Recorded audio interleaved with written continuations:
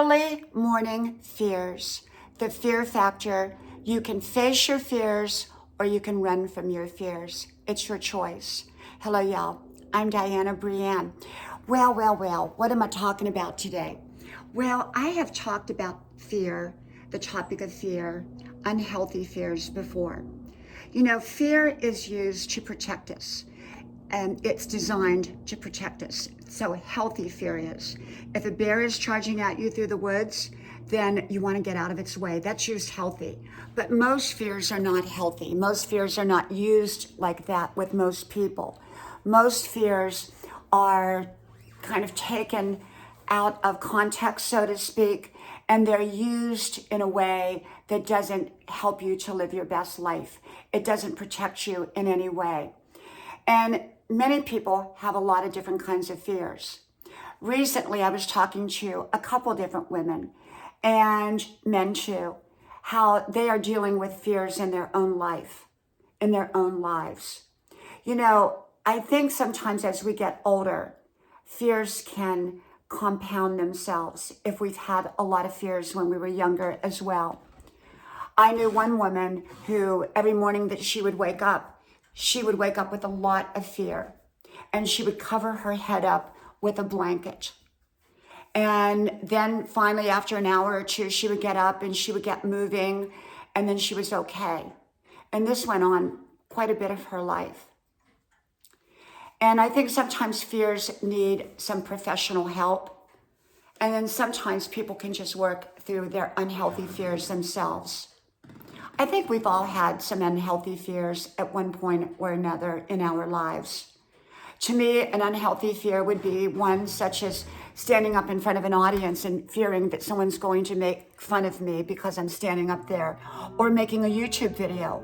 What if I get nasty comments? You know, I believe in facing unhealthy fears, at least the ones that can affect my life. I don't go around facing fears that are unnecessary. I'll give you a little example. I had to drive into a town about an hour away to get a new phone. And I didn't particularly want to drive on that freeway. And yet there was a purpose behind me to get there. I needed to get that phone. I wanted to get that phone. So I pushed through my fear of getting on the freeway and driving. I'm not a big freeway person. And I got there, I got my new phone, I pushed through. And then I had to go through the process of getting it activated and, going back in and putting everything in there the way I had had it on my previous phone. So it caused a little bit of fear, I guess, silly fear, unhealthy fear. But I pushed through it because I recognized I needed to push through it to get to where I wanted. Now, I'm not going to go do something just to face a fear. I hear about a lot of people who do things so that they can feel fearless. Well, I don't do unnecessary things to feel fearless. But if it has something on the other side of it that I want or need, then perhaps I'm going to face that fear. And so I do think older people sometimes have a lot more fears than younger people. Maybe because, they've lived a great deal in their life and they realize that the clock is ticking. A lot of older people can be alone. They can have experienced losses. Of course, that can happen at any stage of life and at any point in life.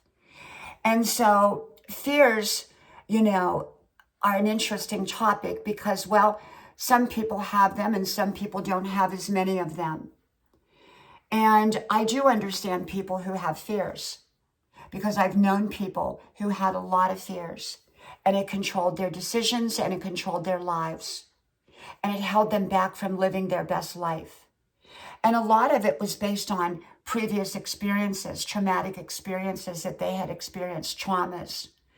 And so they had to, they had to deal with those fears. Some of them dealt with those fears effectively, and some of them continued to have them and didn't deal with them. Some required professional guidance, and some were able to solve them on their own. And I do think it's natural and normal for most people to have unhealthy fears at some level. But the key to it is to be healthy, we've got to push through those fears. We can't let those control our lives. Because if we let those fears control our lives, it can stop us from living our best life. And so the key to it is that we want to push through unhealthy fears that are holding us back from something that we need or want. We want to do it in the right way that empowers us. It doesn't take away from us in any way. But I think most people have had fears. Most people have dealt with fears. And some have overcome unhealthy fears and some have not. And I would say that if they haven't, maybe they do need some professional guidance. It's up to that person. If they're okay living with those fears, that's okay. But, hearing about people who wake up in the morning, it's not unusual. I think sometimes fears seem to manifest themselves more so in the morning than any other time of day. For some people, it can be at night too. And some people, they have panic, and panic is kind of a whole different level of fear, I think.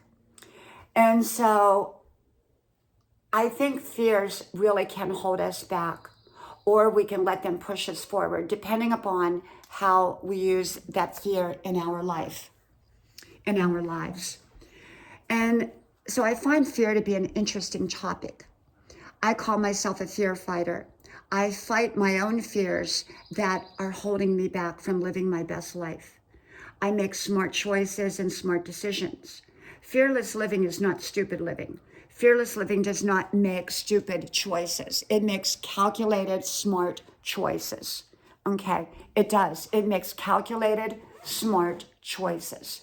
It doesn't make stupid choices. It doesn't go jump off a bridge just so that they can be fearless. That would be stupid. And yet they make wise choices. And then they push through that fear to the best of their ability. Okay? From my house to yours, may God bless you. I hope you like, share, subscribe. And I hope to talk to you soon again. Bye-bye.